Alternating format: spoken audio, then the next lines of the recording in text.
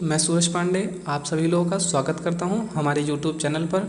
आज इस वीडियो के माध्यम से हम बात करेंगे आंदोलन के अधिकार पर सुप्रीम कोर्ट का जो निर्णय आया है उसके बारे में बात करेंगे। इसके साथ साथ में हम आंदोलन का हमारे समाज पर क्या प्रभाव पड़ता है इसके बारे में बात करेंगे। इसी के साथ साथ में क्या आर्थिक प्रभाव पड़ते हैं इसके बारे में बात करेंगे और पर्यावरण पर क्या प्रभाव पड़ता है इसके बारे में भी थोड़ी सी चर्चा करेंगे। इस मुद्दे को समझने से पहले इसके पृष्ठभूमि पर थोड़ी सी चर्चा कर लें। आइए हम देखते हैं कि यह चर्चा में क्यों बना हुआ है। दरअसल यह मुद्दा इसलिए भी चर्चा में बना हुआ है क्योंकि हमने साल 2019 में देखा जब भारत सरकार ने सिटीजन अमेंडमेंट एक्ट को पास किया था तो उसके विरोध में दिल्ली के शाहीन बाग में हज़ारों लोगों ने क्या कर दिया था, विरोध कर दिया था।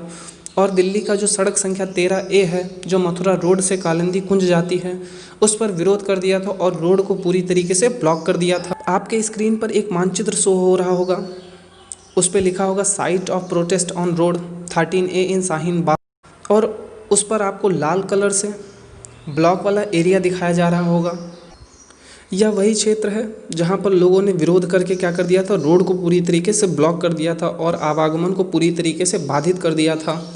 वहीं बगल के मानचित्र से आपको दिख रहा होगा कि एक क्रॉस का निशान लगा होगा और यह वही पुल है जो क्या करती है, दिल्ली को नोएडा से और दिल्ली को फरीदाबाद से जोड़ती है। और इस रोड को रोज़ाना लाखों लोग आवाजाही में इस्तेमाल करते हैं। तो अब सुप्रीम कोर्ट में एक PIL दाखिल हुई कि क्या किसी भी पब्लिक स्पेस को लॉन्ग टर्म के लिए बंद किया जा सकता है और जो आंदोलन की प्रकृति है वो कैसी होनी चाहिए और आंदोलन या विरोध किस जगह और कहाँ होना चाहिए। सुप्रीम कोर्ट के सामने दो बहुत बड़े मुद्दे और बहुत जटिल मुद्दे सुप्रीम कोर्ट के सामने आए। एक था राइट टू प्रोटेस्ट और दूसरा था राइट टू मोबिलिटी। यानी सुप्रीम कोर्ट के सामने कौन से दो क्वेश्चन आए मैं आपको बताता हूँ। पहला क्वेश्चन ये आया कि क्या पब्लिक रोड को, पब्लिक स्पेस को महीनों तक बंद किया जा सकता है, यानी लॉन्ग टर्म के लिए क्या उसे बंद किया जा सकता है। और दूसरा प्रश्न ये आया कि when and where can be protest be held, यानी कब और कहाँ किसी भी आंदोलन को, किसी भी विरोध को किया जा सकता है। अब यह मुद्दा क्या था कि राइट टू प्रोटेस्ट और राइट टू मोबिलिटी, यानी right to protest versus right to mobility है। राइट टू प्रोटेस्ट क्या कहता है कि जनता का अधिकार है कि आप सरकार का, प्रशासन का विरोध कर सकते हैं, वो भी शांति प्रिय तरीक़ों से। और राइट टू मोबिलिटी में आपको यह अधिकार मिलता है कि आप एक नागरिक होने के नाते आपका यह अधिकार है कि आप एक जगह से दूसरी जगह किसी भी बिना समस्या आ जा सकते हैं, यानी आवागमन है तो आपके लिए यह अधिकार आपको प्राप्त है। वहीं विरोध करना आपका एक मौलिक अधिकार है। आपकी जानकारी के लिए हम आपको बता दें कि भारतीय संविधान के आर्टिकल 19 के सब क्लॉज 1 का सब क्लॉज जो A है उसमें आपको वाक और अभिव्यक्ति की स्वतंत्रता की व्यवस्था की गई है। वहीं आर्टिकल 19 का जो सब क्लॉज 1 का सब क्लॉज B है वह आपको यह अधिकार देता है कि आप अपने विचारों के प्रचार प्रसार के लिए शांतिपूर्ण तरीके से तथा निरायुद्ध सम्मेलन कर सकते हैं। अब सुप्रीम कोर्ट के सामने क्या प्रश्न आया था, मैंने आपसे पहले भी जिक्र किया था कि क्या किसी भी पब्लिक स्पेस को किसी भी लॉन्ग टर्म के लिए बंद किया जा सकता है और विरोध जो होता है, जो आंदोलन होता है वह कब और कहाँ होना चाहिए। यह प्रश्न सुप्रीम कोर्ट के सामने आया और हाल ही में अभी हमने देखा कि सुप्रीम कोर्ट ने इस प्रश्न के बारे में अपना निर्णय सुनाया है। तो आइए जानते हैं कि सुप्रीम कोर्ट के निर्णय में जो मुख्य बातें कही गई थीं वह मुख्य बातें क्या थीं। पहला तो सुप्रीम कोर्ट ने ये कहा कि किसी भी पब्लिक स्पेस को, यानी पब्लिक प्लेस पे लंबे समय तक विरोध प्रदर्शन नहीं हो सकता है। यानी सुप्रीम कोर्ट का कहने का मतलब क्या है, सीधा सीधा सा मतलब यही है कि आपको विरोध करने का अधिकार तो प्राप्त है लेकिन आपका अधिकार वहीं तक सीमित है जहां तक दूसरे का अधिकार बाधित ना हो।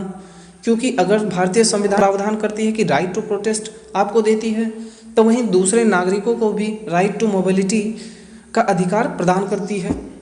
तो आपका अधिकार कहाँ तक है, आपका अधिकार वहीं तक है जहाँ तक दूसरों के अधिकार में कोई बाधा उत्पन्न ना हो। दूसरी सबसे रोचक बात जो सुप्रीम कोर्ट ने कहा कि प्रशासन को क्या करना चाहिए कि इस तरह के जो प्रोटेस्ट होते रहे हैं उन्हें हटा देना चाहिए और इस तरह के प्रोटेस्ट के लिए कोई एक्शन लेने के लिए कोर्ट के ऑर्डर का इंतज़ार ना कीजिए।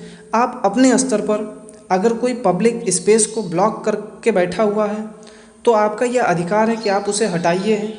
और जो लाखों लोग हैं जिनको आवागमन की स्वतंत्रता प्राप्त है, उन्हें उनका अधिकार आप उनको दिलाइए और उस जगह को आप क्या करवाइए, फ्री करवाइए। वहीं तीसरी बात में सुप्रीम कोर्ट ने कहा कि प्रोटेस्ट हमेशा डिजिग्नेटेड प्लेस पर होने चाहिए। अगर किसी जगह को ब्लॉक किया जाता है तो प्रशासन की यह जिम्मेदारी होनी चाहिए कि वह उस जगह को खाली करवाए।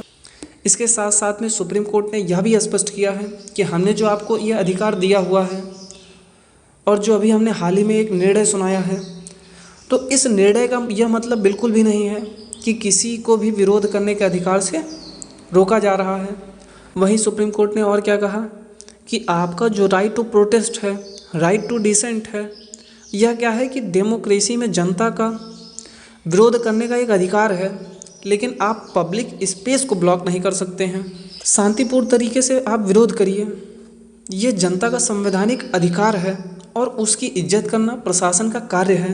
यानी प्रशासन को आप एक बार ज्ञापन सौंप कर प्रोटेस्ट कर सकते हैं, लेकिन वह प्रोटेस्ट पब्लिक प्लेस पर और पब्लिक स्पेस पर नहीं होना चाहिए। यानी आप पब्लिक रोड को जाम कर दें, यह संवैधानिक नहीं है और कानूनी रूप से यह इलीगल माना जाता है। सुप्रीम कोर्ट ने कहा कि right to protest was a fundamental right albeit with reasonable restriction. दरअसल किसी भी मुद्दे के बारे में समझने के लिए हमारे लिए यह जरूरी हो जाता है कि हम एक पक्ष से किसी भी मुद्दे के बारे में न देखें। यानी हमको यह जरूरी है कि हम पक्ष को भी देखें और विपक्ष को भी देखें, उसके बाद निष्पक्ष तरीके से किसी भी टॉपिक का एनालिसिस करें। हमने सुप्रीम कोर्ट के निर्णय को देखा, वहीं जो लोग आंदोलन करते हैं, जो लोग विरोध करते हैं, उनका क्या कहना है, उनके बारे में भी थोड़ी सी हम चर्चा करते हैं, देखते हैं। दरअसल जो लोग विरोध करते हैं उनका कहना ये है कि आपने तो कह दिया कि हमको एक डिजिग्नेटेड प्लेस पर विरोध करना चाहिए। यानी मान लेते हैं कि कोई आप शहर से 9 किलोमीटर दूर एरिया डिसाइड कर देते हैं, प्रशासन डिसाइड कर देती है और उस जगह हमको क्या करना है, विरोध करना है, विरोध प्रदर्शन करने हैं, आंदोलन करने हैं। दरअसल उनका मानना ये है कि जब तक हम पब्लिक प्लेस को, पब्लिक स्पेस को, पब्लिक रोड को बाधित नहीं करते हैं, तब तक सरकार हमारी अपीलों पर ध्यान नहीं देती है और हमारी जो मांगे हैं उन पर भी वो कॉन्सेंट्रेट नहीं करती है। वहीं दूसरी बात उनका ये भी मानना है कि आप मान लेते हैं शहर से 9 किलोमीटर दूर हैं तो वहाँ पे ना तो पब्लिक मीडिया आ पाती है, ना मीडिया कवरेज मिल पाती है, तो उन्हें जो प्रोटेस्ट करने का जो मूलभूत उनका कारण था वह कारण क्या होता है, पूरा नहीं हो पाता है। इससे उनकी मांगें क्या होती हैं, अधूरी रह जाती हैं। तो यह उनका पक्ष था। आइए हम चर्चा करते हैं कि आंदोलन होने की वजह से हमारे समाज पर क्या प्रभाव पड़ते हैं। हमारे समाज पर आर्थिक प्रभाव भी पड़ते हैं और पर्यावरणीय भी प्रभाव पड़ते हैं, यानी इकोनॉमिकल इम्पैक्ट भी पड़ते हैं और इन्वायरमेंटल इम्पैक्ट भी पड़ते हैं। अब जैसे इन्वायरमेंटल इम्पैक्ट कैसे पड़ता है, मान लेते हैं कि कोई प्रोटेस्ट हो रहा है, जैसे हमने शाहीन बाग पर देखा कि रोड को पूरी तरीके से ब्लॉक कर दिया गया, तो इससे हुआ क्या कि लंबी कतार में गाड़ियां खड़ी हो गई और ट्रैफिक की समस्या आ गई। अब ट्रैफिक की समस्या में मान लेते हैं कि एक गाड़ी 1 घंटे से खड़ी हुई है और वह 1 घंटे से चल रही है। गाड़ियों का फ्यूल जलने से क्या हो रहा है कि हमारे पर्यावरण पर प्रभाव पड़ रहा है, यानी हमारा जो एयर बैलेंस बना हुआ है वह क्या हो रहा है, डिस्टर्ब हो रहा है और ग्लोबल वार्मिंग की समस्याएं भी देखने को मिल रही हैं। इसके साथ साथ में इकोनॉमिकल इम्पैक्ट भी पड़ता है।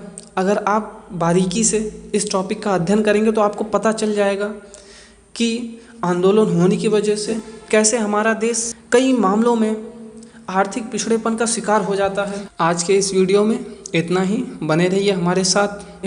सुप्रीम कोर्ट के इस निर्णय के बारे में आपकी क्या राय है, कमेंट बॉक्स में ज़रूर लिखें और चैनल को सब्सक्राइब कर दें, बेल आइकन दबा दें ताकि लेटेस्ट वीडियो आपके मोबाइल में तुरंत अपडेट हो जाए। धन्यवाद।